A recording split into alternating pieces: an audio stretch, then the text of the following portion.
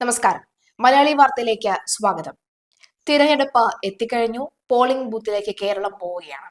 പക്ഷേ ഏറ്റവും സങ്കടകരമായ ഒരു വാർത്ത പുറത്തു വരുന്നു. പ്രചരണം കഴിഞ്ഞ വീട്ടിലെത്തിയ UDF സ്ഥാനാർത്ഥി കുഴഞ്ഞു വീണ് മരിച്ചതിനെ തുടർന്ന് മുത്തേടം പഞ്ചായത്തിലെ 7-ാം വാർഡിൽ തെരഞ്ഞെടുപ്പ് മാറ്റിവെച്ചു. 7-ാം വാർഡിലെ തെരഞ്ഞെടുപ്പ് മാറ്റിവെച്ച വാർത്തയാണ് പുറത്തു വരുന്നത്. UDF സ്ഥാനാർത്ഥിയാണ് കുഴഞ്ഞു വീണ് മരിച്ചത്. കഴിഞ്ഞ പ്രചരണ കാലയളവിലെല്ലാം എല്ലാ വീടുകളിലും കയറി ഇറങ്ങി വോട്ട് പിടിക്കാനും വോട്ട് ചോദിക്കാനും സ്ത്രീകൾക്ക് വേണ്ടി സംസാരിക്കാനും ഒക്കെ മുന്നിട്ട് ഇറങ്ങിയ ഒരു സ്ഥാനാർത്ഥി കൂടിയായിരുന്നു. എന്തായാലും അവരാണ് ഇപ്പോൾ മരിച്ചിരിക്കുന്നത് എന്ന വാർത്തയാണ് പുറത്തു വരുന്നത്.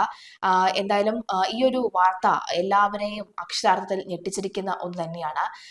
ഈ പ്രചരണം കഴിഞ്ഞ് വീട്ടിലേക്ക് എത്തുന്ന സാഹചര്യത്തിലായിരുന്നു കുഴഞ്ഞു വീണ് മരിച്ചത്. ഉടൻ തന്നെ ആശുപത്രിയിൽ എത്തിച്ചുവെങ്കിലും ജീവൻ രക്ഷിക്കാൻ കഴിഞ്ഞില്ല.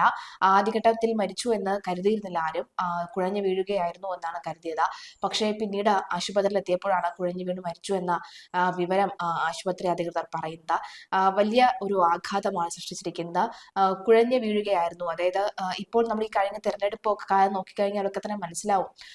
നിരവധി ആൾക്കാർക്കിടയിൽ നിരവധി സ്ഥാനാർത്ഥികൾക്ക് ഇത്തരത്തിലുള്ള ദുഃഖവും ദുരിതവും ഉണ്ടായിട്ടുണ്ട്. തിരുവനന്തപുരത്ത് കാട്ടാക്കടയിൽ നിൽക്കുന്ന സ്ഥാനാർത്ഥിയുടെ മകൻ അപകടത്തിൽ മരണപ്പെട്ട ഒരു വാർത്ത, അതും നമ്മെ എല്ലാവരെയും ഒന്ന് ഞെട്ടിപ്പിച്ചിരുന്നു. അതുപോലെ തന്നെയാണ് ഈ ഒരു വാർത്തയും. എല്ലാവരും തന്നെ ഒരു പേടിയോടുകൂടി അല്ലെങ്കിൽ ഒരു ഭയത്തോടു കൂടി അയ്യോ പാവം എന്നടക്കം പറഞ്ഞു പോകുന്ന ഒരു സാഹചര്യം ഉണ്ടാകുന്നുണ്ട് എന്നാണ് വ്യക്തമാകുന്നത്. അതേസമയം കേരളം ഇന്ന് വീണ്ടും വോട്ടർ പട്ടികയിൽ വോട്ടിടാനായി പോവുകയാണ്. സംസ്ഥാനത്തെ 7 ജില്ലകളിലാണ് ഇന്ന് വോട്ട് തുടങ്ങുന്നത്. അതേസമയം സ്ഥാനാർത്ഥിയുടെ മരണത്തെ തുടർന്ന് തിരുവനന്തപുരം കോർപ്പറേഷനിലെ വിഴിഞ്ഞം വാർഡിലേക്കുള്ള വോട്ടെടുപ്പ് മാറ്റിവെച്ചു. സംസ്ഥാന തെരഞ്ഞെടുപ്പ് കമ്മീഷൻ കണക്കനുസരിച്ച് 480 പ്രശ്നബാധിത ബൂത്തുകളാണുള്ളത്. അപ്പോൾ ഒരിടത്ത് മാത്രമല്ല, 2ഇടത്തെ വോട്ടാണ് മാറ്റിവെച്ചത്. തിരുവനന്തപുരത്തും മലപ്പുറത്തും ഇതുപോലെ വോട്ട് മാറ്റിവെച്ചിട്ടുണ്ട് എന്ന വാർത്ത കൂടി പുറത്തു വരികയാണ്. എന്തായാലും തിരുവനന്തപുരം, കൊല്ലം, പത്തനംതിട്ട, ആലപ്പുഴ, കോട്ടയം, ഇടുക്കി, എറണാകുളം എന്നിവിടങ്ങളിലെ ത്രിതല പഞ്ചായത്തുകളും നഗരസഭകളും ഉൾപ്പെടെ 595 തദ്ദേശ സ്ഥാപനങ്ങളിലെ 11,168 വാർഡുകളിലേക്കാണ് വോട്ടെടുപ്പ് നടക്കുന്നത്.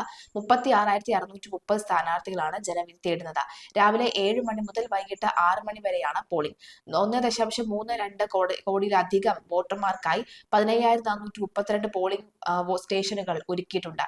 അതേസമയം സ്ഥാനാർത്ഥിയുടെ മരണത്തെ തുടർന്ന് തിരുവനന്തപുരം കോർപ്പറേഷനിലെ വിഴിഞ്ഞം വാർഡിലേക്കുള്ള വോട്ടെടുപ്പ് മാറ്റിവെച്ചു. സംസ്ഥാന തെരഞ്ഞെടുപ്പ് കമ്മീഷൻ കണക്കനുസരിച്ച് 480 പ്രശ്നബാധിത ബൂത്തുകളാണുള്ളത്. ഈ കേന്ദ്രങ്ങളിൽ പ്രത്യേക പോലീസ് സുരക്ഷയും ഈ വെബ്കാസ്റ്റിംഗും വീഡിയോഗ്രാഫിയും ഉണ്ടാകും.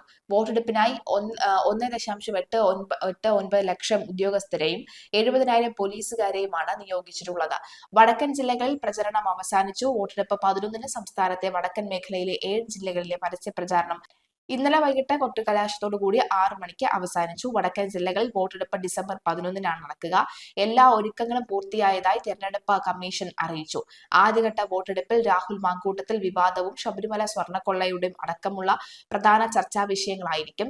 ശബരിമല സ്വർണ്ണക്കൊള്ള ചർച്ചാ വിഷയമാകുന്നതിനിടയിൽ ഉയർന്നുവന്ന രാഹുൽ മാങ്കൂട്ടത്തിൽ വിവാദം തിരിച്ചടിയാകില്ല എന്നാണ് UDF കരുതുന്നത്.